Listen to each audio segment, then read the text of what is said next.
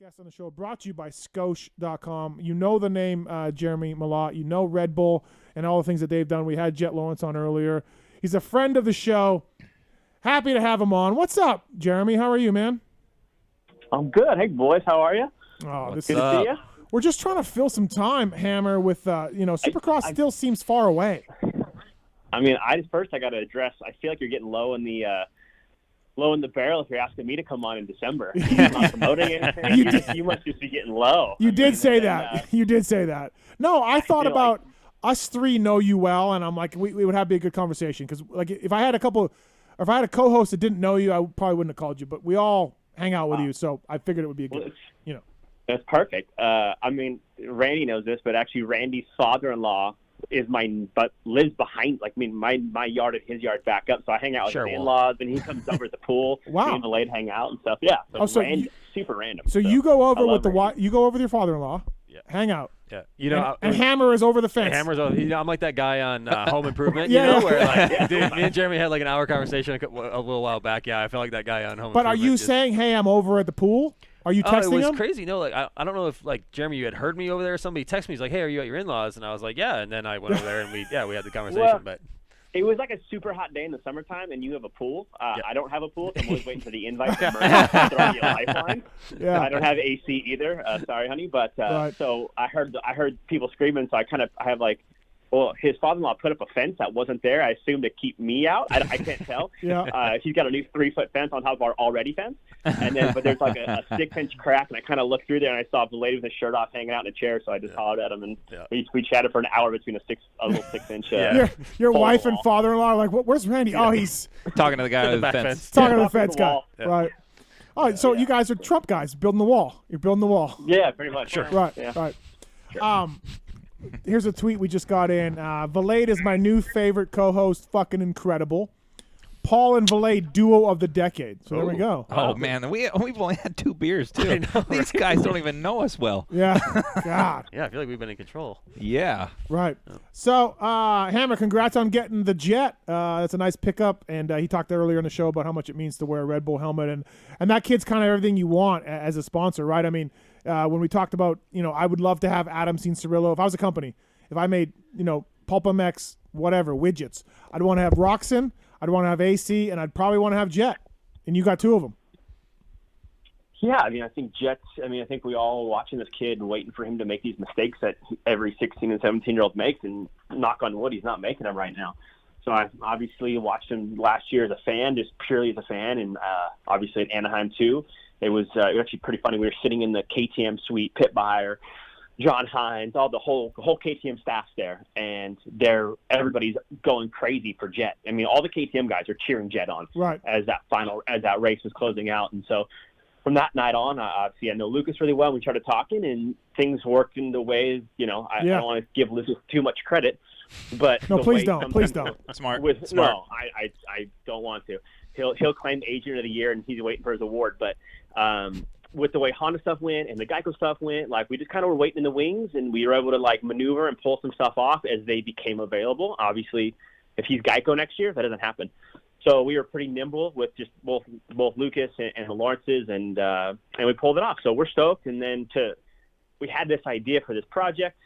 Maybe you'll get to it, but that night shoot, and when it's actually going to be Roxon at first, and then we kind of pivoted to the last second as we were signing Jet. This would be a really cool way to introduce Jet. He's a new athlete that's just kind of, I think we all kind of look for those, I hate to say it and put him in a category, but those Pastranas, those Stewarts, I mean, I'd argue he's as good as a candidate as anybody right now to be that next generational guy that maybe transcends our sport. And so we wanted to debut him in the right way, and so that's kind of why we did that shoot with him. But yeah, right now Jet seems to be checking all the boxes, at least at this early age. Yeah, I agree. He's I think that win at Paula was big, and he's going to win multiple races next year for sure. So yeah, and I mean, I would say this too. It doesn't help. He's a good-looking kid. You look at where he's come from, and I don't know if you guys know the story. We'll try to do our best to tell it in the future, but what his mom and dad went through to get them to where they are. I'm a father. Y'all are fathers in the room. It's insane what they've dedicated their life to. They left. I mean, his dad left Australia, told his mom and his other son, hey, we'll see you when you sell the house. We're going to be in Europe. And they went over there with not much money in their account and tried to figure out how to have visas and race around the world in a land that they didn't speak their language. I mean, the Heiko story is hilarious with Hunter and Jet because Heiko says 0 words in English. And so them trying to communicate. Yep. So Roxanne's dad. For people who don't know, it's Roxanne's dad. They both Lawrence brothers lived with Roxanne's dad for a bit. Yeah. Which is an incredible story. And then you kind of see maybe there's some similarities in their writing style, but what they've done is just incredible. And then you kind of think back and like Jet's only 17 and Hunter's only 20. They should be, at the story I heard, they should be 25 and 28. I kind of see that, the Australians generally have a gritty personality and a gritty heart to them. Mm-hmm. And then obviously they're world travelers. So they're not just these spoiled kids that were brought up with a silver spoon. They've grinded the last 7 to 8 years to get to where they're at. So I think all that sets up really well to have some gritty athletes. And then obviously he's got a great personality. So that doesn't hurt either. I was asking him about that shoot, the video shoot, and I expected him to say we were there 12, 14 hours. He's like, we were there for 4 days. I was like, oh, shit. Funny you say that. Yeah. I mean, I'd already talked to Aspen and Kenny, and we positioned him on the shoot. And then as we get to the shoot, we're there for a day. I'm like, I looked at looked around. I go, dude, Kenny would have asked to have been out of here 6 hours ago. This was day one. Kenny wouldn't have hung out for 4 days, and I don't blame him. Kenny's been doing that his entire career. But Jet was just I think he was kind of that feeling like his first time being the hot chick where everybody wanted him. So he was playing it up. It was super down and was down to hang until, essentially 2 a.m. a couple nights. So any other athlete, I think we would have tried to get that shoot to get down to 2 days, but he was super cool and we did 4. But yeah, it was a little longer than we wanted, certainly. Right. Jeremy Malott on the show, brought to you by Scotia, Scotia.com. Also Red Bull. Thanks for the Red Bull that keeps Mark's going. Hammer, by the way, Mark's, you're a little bit trying to wean yourself off Red Bull. Yeah, I always say that, and it lasts for a little bit. And you're back on? Yeah, it's like a bad habit. Hammer, thanks for the Red Bull to Thanks, keep Mark's going. I could use a little bit. No worries. If you're feeling no worries. I told you on the phone earlier, I thought it'd be funny to have a delivery guy drop off the new watermelon flavors. Yeah. And so I was having my guy who works with me try to find a DoorDasher in Vegas. Mind you, I'm in Long Beach. DoorDasher to go to Walgreens near your house to find the watermelon flavor, but apparently it's also it's sold out. It's hard to get. So I was down to not have Pookie worry that someone was knocking on the door at 8 o'clock at night. Yeah, So damn it, that would have been really good. That would have been a really good. I tried. The Hail Mary. Thank you. I appreciate it. Red Bull sponsor of Max Fantasy too. Yeah, absolutely. Yeah, of course. Yeah. Of course. Hey, Paul. Yes. Real quick, Paul. I remember Steve on the open of the show referenced the need for a Red Bull fridge. If you look at your 6 o'clock, can you tell me what's on the ground back there? My 6 o'clock. Behind you, right behind you. Turn around. On the ground. Yeah. Red Bull fridge. Got it. It's not even plugged in. It's not even plugged. It's obviously not being appreciated. I'm gonna take it home, Jeremy, and I'll set it up. Hold on, because Paul, grab it on the way out. I will. Hold on. Are you looking for a bigger one or something, Steve? Yeah, I mean, okay. I need one to hold lots of drinks for my guests. My Bud Lights that I've been having. Certain guests have been drinking. Water, Red Bull. We don't sell I don't sell Bud Light fridges.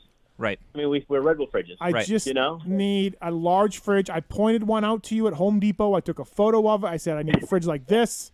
This small one is classy to me. It is classy. It was on the desk forever. You know what I mean? We had it on the desk. It looks built well. Right. Yeah, I'll put it to good use. Home Depot fridges hold 168 cans. Perfect. There's no need for that. Absolutely. There's no need for that for you.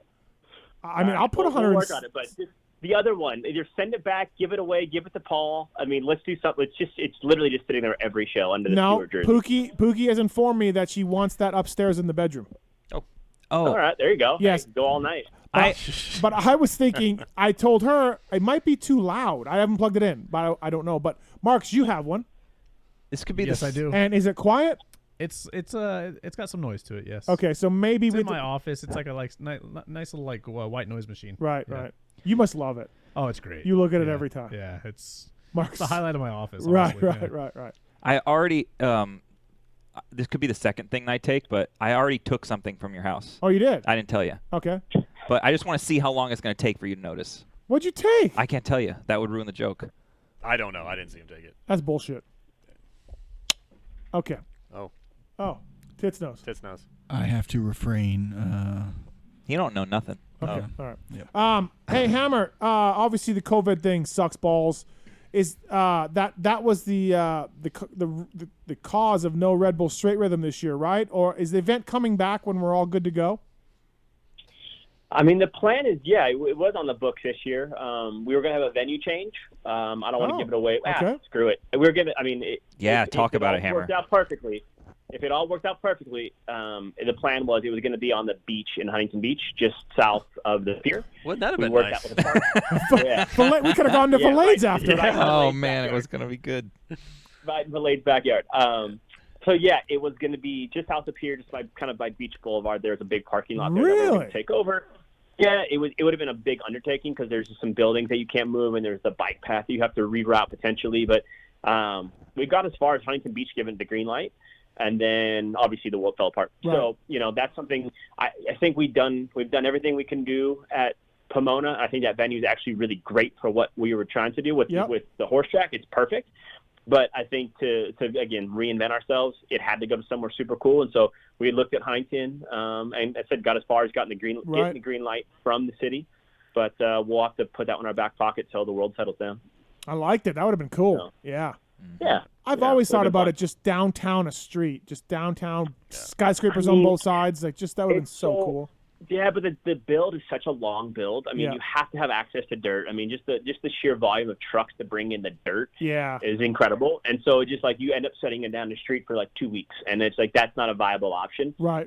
Unless there's just dirt readily available. So it's just, that was the whole plan, right? If it ever ended up at Paula, we would cancel it. If we were at Glen Helen, we'd cancel it. It's not where it's supposed to go. Right. But also you have to just be, we have to play within reason of what's actually feasible. Right. So the straight rhythm, as we know, is kind of your baby, something that you really worked on over the years and brought it to the masses and then decided to make a pivot and add two strokes only to it. I'm guessing it gets tons of views on the Red Bull channel and when it comes out. Mm-hmm. Do you get some credit from your guys at Red Bull for that kind of stuff? I mean, obviously it's not just you. You have helpers, but I know that was kind of your idea. The Red Bull guys are like, Jeremy, like what else can we do? Are they all in? Like, do they love that kind of stuff? Of course. I mean, the brand is made up of people who think outside the box. That's the DNA of this brand. So yeah, of course, our bosses and guys and my counterparts and my bosses over in Austria obviously all kind of know where it comes from. But I mean, I'm not going to say it's my idea entirely. I won't say that because that's not true. But I think it's something that I probably live and breathe more than most. I mean, I know I'm actually quite pleased it didn't happen this year, COVID aside, just because like it does consume 2 or 3 months of my life, just because I feel we all feel like very responsible for it. I want it to be the best it can be, and I want to think out every angle that we can pull on. And sometimes it's easier to do many events as opposed to just one, because once you do one, you kind of have the repetition and the formulas that are going. But to just do a one-off event, there's a lot of moving pieces you have to figure out. But yeah, it's something that we obviously as a brand we're really fond of, and I think it's really hard to create unique pieces in this sport.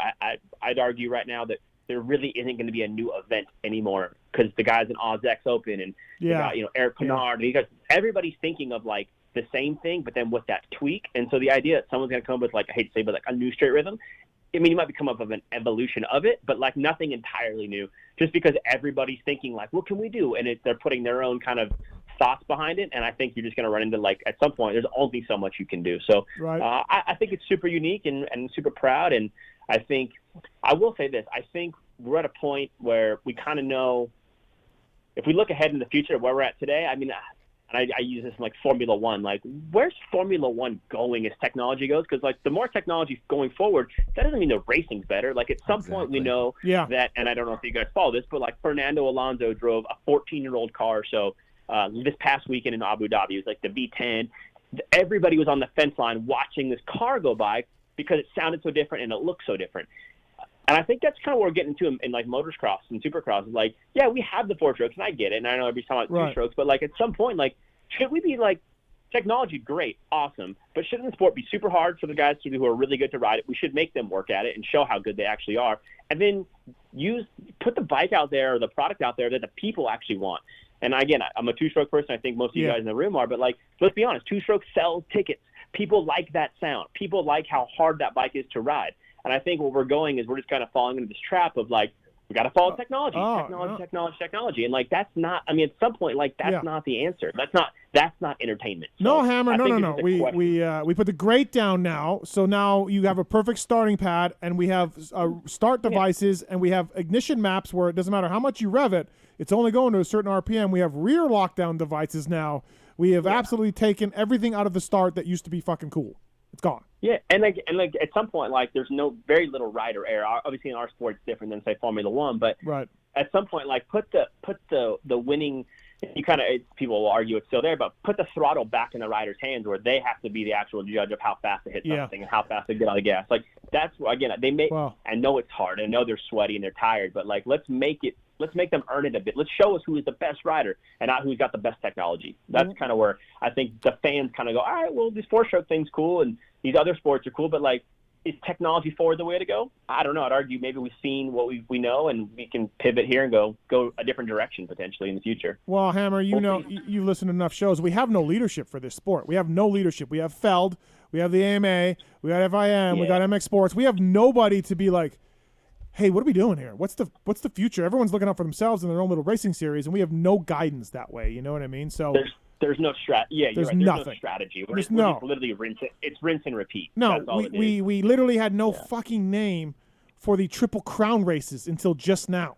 Like we came up with a Triple Crown thing, and we just kept calling them mains, and we had no stat counting, and nobody cared. Like what the fuck, right? Like I don't understand that. So now we're calling them races. Way to go! That's super original. But hey, also too, speaking about F1, the guy who drove for Hamilton, he qualified really well. George Russell, yeah. So they were saying like the car is so good that what are we doing? I mean, George Russell's under like the Mercedes like banner flag. Like he's got a contract basically with Mercedes. Yeah. Toto Wolff, the crew chief for Mercedes for the Lewis team, is actually George's manager. That's how that sport kind of works. Right. So they gave him that spot, and everybody knew George Russell. He's won in every division leading up. He had all of the accolades.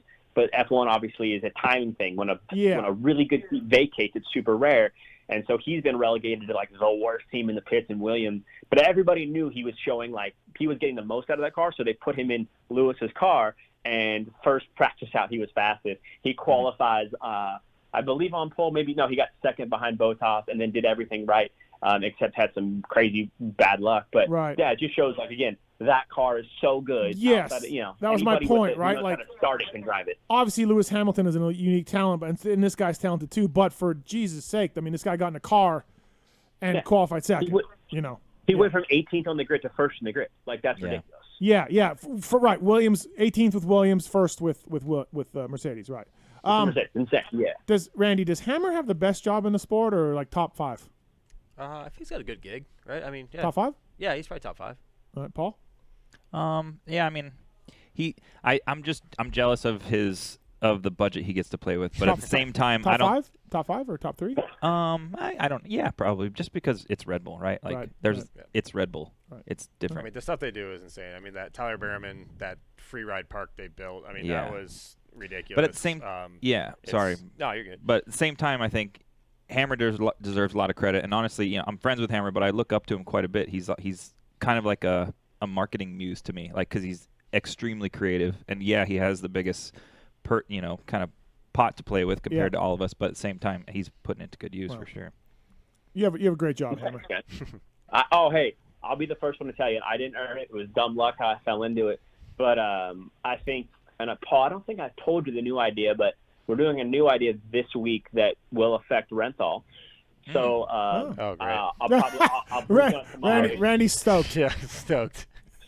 Yeah. Well, I'm driving home tonight, so I'll be happy to talk if you want to stay awake. Yeah, it's a dope idea. I'm super proud of it. I think it'll be super fun. So, we'll Monster and Pro Taper are teaming up too, Jeremy. So that's pretty funny that you bring that up. Coming in tonight. Yeah. Good luck on that. Good luck on that pool invite. Hammer, I heard you've been spending time in Texas. I was on the phone with our mutual friend Schumann, and apparently your wife lives down the road your wife's in-laws live down the road from Schumann? Yeah, so funny, Matt and I worked at Alloy together years ago before I got to Red Bull, right before I got to Red Bull. So Matt and I were like office buddies and hung out all the time, and then randomly he married, Kyle Cunningham's sister, and they live in like the same small town as my wife's family. It's a town you've never heard of. A town like it's Aledo. Outside of Fort Worth. Yeah, Alito. Yeah. My wife's family's in Weatherford, right next door. So when I go to Texas, it's like my time to hang out. Like I'm going to Texas on Monday for the holidays, and I'm just gonna bounce to like Schumann's house to hang out and escape the in-laws for a few hours. Wow, that is pretty It's funny. so random. Yeah, absolutely. Super random. How's But- the Supercross Spy stuff coming, Hammer? Obviously, that was a big series last year. It's done really well the last little while. You guys are under some unique conditions with filming this year and doing all that, but it's ready to launch for another season, right? I mean, first of all, I'm kind of devastated because I just saw today they canceled Glendale, and if my memory serves me right, the boys in the room and myself and Dan Truman had a really good time in Scottsdale last year, like a really good time. Yeah, So Scottsdale's fun. Yep. Scottsdale's very fun. So we're all pretty bummed on that. But yeah, Supercross Spy, if you will, Moto Spy to the people who actually watch it, is obviously, it's great. I think we got to, back to, F1, I looked at the Formula One Drive to Survive on Netflix, and that's just like such a crazy gateway for people who don't know the sport to get into our sport. And that's all we're trying to do. We're catering to the people who follow it, maybe give them something they don't know. I mean, I think what would be really cool, like got the phone call from Justin Barcia and Troy Lee when they first agreed to the gas deal. So we got that call on tape. Just shy of getting in the delivery room with the Roxons this year. We were at Cooper's wedding. So hopefully lay out a really great story so people who maybe don't follow the sport maybe can catch on somehow, or people who do follow it see some stuff they don't know about someone. Maybe they like them even more. But I think that's what our sport's missing. Like you said, leadership's one thing, but I think racing, I'm a firm believer, winning's great, but it definitely doesn't solve everything. Yeah. There is more to it. So that's our mission is just to put on the best behind the scenes where people can tune in and be bummed that it's 20 minutes long, wishing it was 30. Right. And try to give, we got some obviously new cast of characters with Lawrence brothers this year. Yep. With obviously Roxon, now Barcia. So I think the show actually has a little revamp too. So it's just our way to kind of tell that story and hopefully people follow it and like it. And that's kind of the goal. Bam and Jet will be great. Great additions. Yeah. Fantastic. Yeah. Between I don't know if you guys know Darren Lawrence very well. You guys familiar with Darren? Yeah, I know He's a Darren. good dude. Yeah. He's a good dude. That's the secret sauce of that family. I mean, Right. obviously his mom, I believe her name's Emma, I believe. But Darren and how he's raised his kids, you can't ask for I've taken as a father, I've taken notes and advice from him because he's doing such an insane job with his kids to keep them humble and keep them hungry and not see these Jet just signed his first. He's making a solid six figures. The kid has every retail 17 with his looks. I mean, he should be I'd make the worst decisions. I'd make the worst decisions if I was him. I mean, Paul, we would all be just a disaster. And that kid that kept him humble. Hunter's just an incredible kid too. Our kid, he's 20, but so I think we're gonna follow Darren and that story because the sport needs more of that, and we don't know enough of those stories. So that's gonna be a big one for us. Yeah, that'll be great for sure. Just more Pulp MX stuff, less everybody else. All right, so let's just get let's work on that. There's too many. You guys did. Go ahead. Too many other shows and people in there. Just cut them, clip them. Oh, you're talking about the clips that he puts in. The media clips. Wants it to be all pulp, no gypsy tales. Or... None of these other guys. He hates gypsy tales. You got to go to the fucking races to know what's going on, Hammer.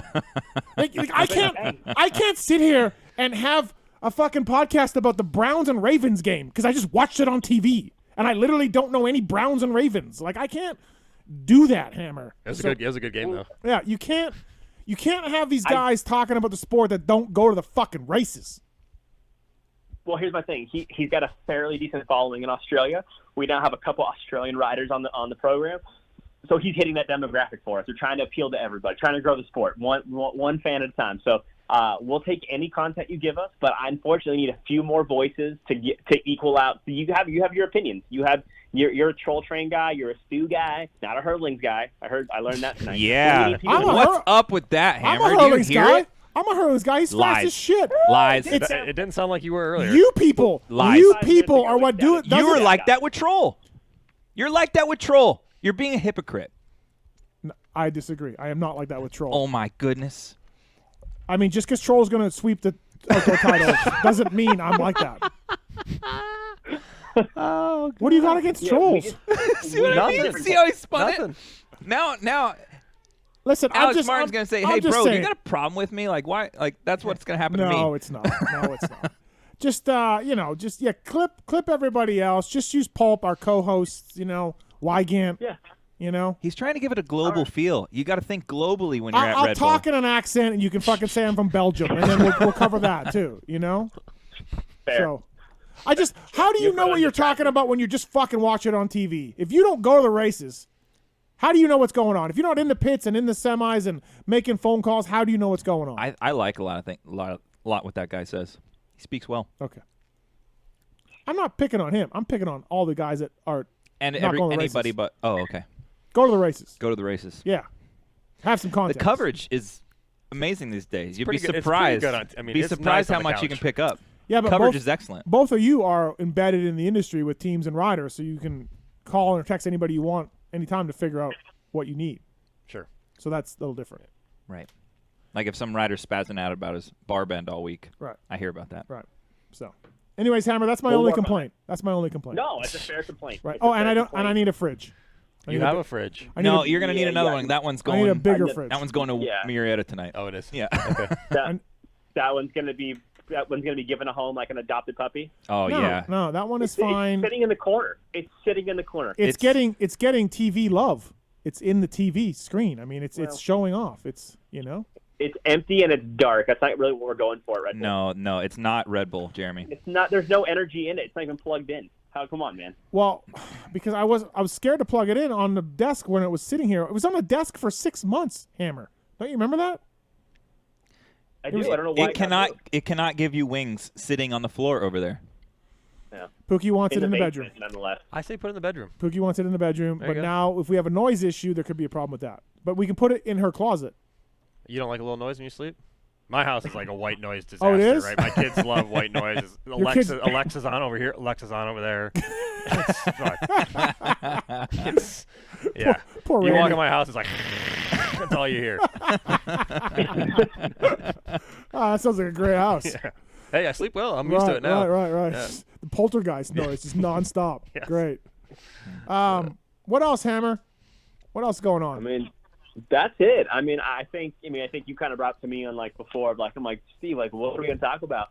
I think something I've thought about. I've talked to a few guys about it, but the Supercross schedule, and I'm just one voice. I mean nothing. But one of my biggest gripes of our sport is the fact that we burn these guys out. We burn it at both ends. We ask them to race 30 races a year, train every day, train every week. They just rarely get time off. So, and I don't know, obviously this isn't a financially feasible what we're doing currently, because obviously Feld needs to sell tickets and put butts in seats. I totally get that. Right. But if you think about it now, we're going to get, before you get one race, guys would ride, they would ride for 3 days during the next week, and they'd train, and so it's 4 or 5 days of effort, and so then that's 4 or 5 days of effort for every one race. Right. At some point this year, we're going to get 3 races with no real other effort. So these guys, they're going to be rested. They're going to have more time off the bike, which is for me is a big one, because obviously if you have more time on the bike, chances of a big crash are there, and you're just burning these dudes out. So Right. I think we're actually, and I know Zacho loved this schedule, because he just let's just race. So I'm actually excited for the fact that some of these guys are going to stay probably a little bit more fresh. They're going to be a little bit more into it for the year. I think this is something our sport probably struggles with. It's just because we've just doing it again. We're rinsing. We just do it on Saturday nights because that's when we do it. Yeah, that's it. Right. And I get right now it's not a feasible way. We're not going to go to Houston and fill it up 3 times in 6 days or 7 days. That's not going to happen. But I think it's an interesting opportunity to think differently about the sport. Think how many times we're racing during the week versus Tyler Keith did the output of how many laps these guys do in a season, just practicing. And I don't have the number in front of me, but it's insane because you got everything calculated out. Right. And you start to do that math, and you figure out how much effort they're putting, the bike, the parts, the sheer time on the bike, and that's going to obviously the more time you spend, unfortunately, the more opportunities to get hurt.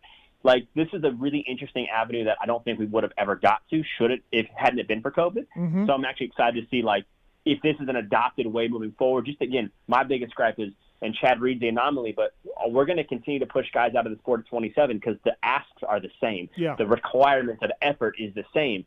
Kenny's going to burn out. Cooper's going to burn out. Jet's going to burn out if nothing changes, because the same thing, they do the same things Dungey and Carmichael and Villapoto were doing. And so I don't think our sport's strong enough that we can just continue to like burn out our heroes. These heroes, like a Chad, if they're willing to, need to race longer. As long as we can have them race, we need them. But we just can't keep racing guys out. I don't have faith, Hammer. Like, I'm with you. It's a chance to look at it, and there's certainly some things that really worked well in Salt Lake and everything. But I don't have faith that if it really didn't work, that Feld wouldn't cram 30 rounds of Supercross up everyone's asses. Right? Like, they're not gonna say, "Hey, man, 3 races in a week, take a week off. 3 races in a week." You know what I mean? Like, I'm with you.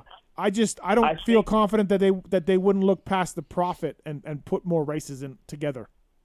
I mean, the reality is, and I don't know if we want to go too deep into this stuff, we're talking skeletons in people's closet, but like, we know the business model of Feld is to sell tickets. Yeah. But if they're not selling tickets, I don't assume they're going to be putting more races on. I think they're probably just trying to get by for the time being, knowing that the grass or the greener in the horizon. Oh, now they are. No. Now in the current state they are. But I'm saying, like, when everything clears up, let's say we do have a Friday and a Sunday race, right? Because Saturday night's a TV graveyard. Everybody knows that. So for live sports, Friday night and a Sunday night, let's say they do that in a Houston, and they sell, instead of one Houston round of selling 40,000 tickets, now they sell 35,000 tickets for 2 rounds. So they have a little bit less, but they rent the stadium for cheaper because it's multiple rental days. They don't have the move into a new city. And in the end, they're making more money with the 2 races as opposed to the 1. Great. Awesome. They're also getting good TV ratings. Great. Awesome. That's a model that'll work for our sport and for our racers. However, I don't have the confidence that later on in the series, after we get to 17, they'll just say that's it. They'll just keep adding races. Yeah, I don't know the financials behind like what they're turning per event, and tickets and all that. But so I think there is an equilibrium. I don't think they can keep saying more is more because at some point the fans and the riders just won't support it. So I think there's probably some natural barriers to that. And I also know that obviously there's an agreement with the AMA about they have to be done by the first weekend of May, so that motocross now can start. Whether they ever obey that in the future, I mean, it sounds like the two sports are working closer than they ever have. So they may, I mean, that could change today, or that could be better in the future. Who knows? But I just don't see them going too much. I think there is an equilibrium to they're only going to do as many races as fans can sell, as tickets they can sell. So I think that's where we're at right now. But I agree. I think it would be so awesome to have 17 rounds and have a month off. I mean, Wygan and I talked a lot about this. Like, this fall national thing, it was great. Like, the weather was nicer. The racers liked it better.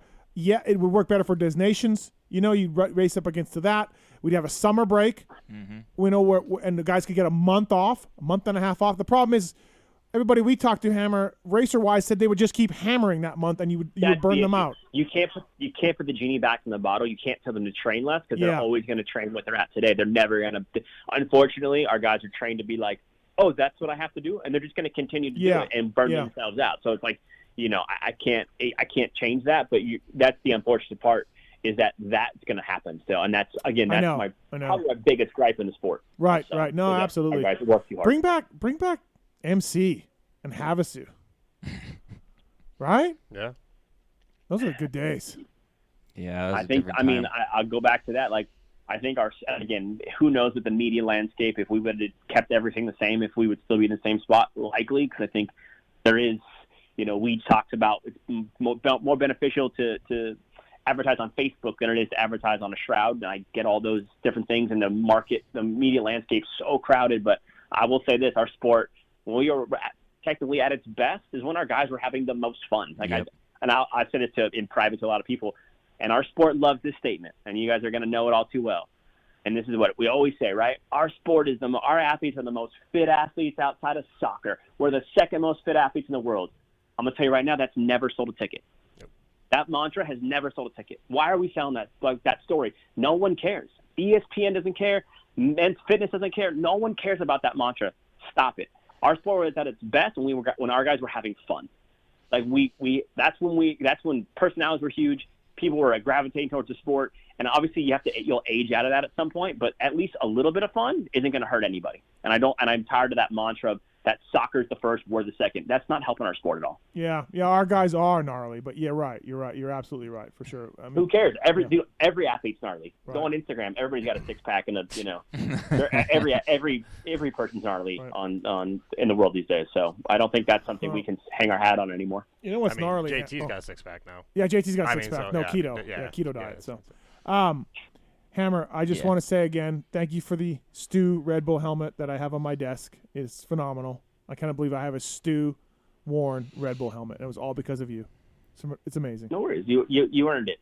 I did earn it. There's a lot of You love for earned it. Stu over the years. All that Supercross spy footage we got from you. You were the best podcaster in the show, so we gave it to you. Oh. The helmet was the trophy. So You know- you won't be getting a Hurlings you- helmet, is what you're saying? I don't You think he's will gonna not get be getting a Hurlings helmet. Yeah. Listen, it's you people that make me this way. Going on about Hurlings this and Hurlings that, and Geyser has more MXGP titles. Yeah, we're Then not Hurlings. discounting Geyser. Yeah, but Geyser's man, good. We all know Hurlings that. just goes really fast Geyser's sometimes. better, maybe? I couldn't. I wouldn't say better. No. Okay. No. Well, all right, Hammer. Thanks, man. Thanks for coming on. No worries. Thanks for getting to the bottom of the barrel. I appreciate Oh, you thinking stop about it. thinking of me, man. Stop No, it. and that's fair. Hey, I'm not a big get. I get it. No one's calling for podcasts, so the fact that you did, I appreciate it, and I'm happy to do it. And I really just want to say thank you for being such a good sport for us for MotoSpy. Again, you're one of the pillars of that show. That's right. To keep the Pillar. to keep the VO going, and we appreciate it.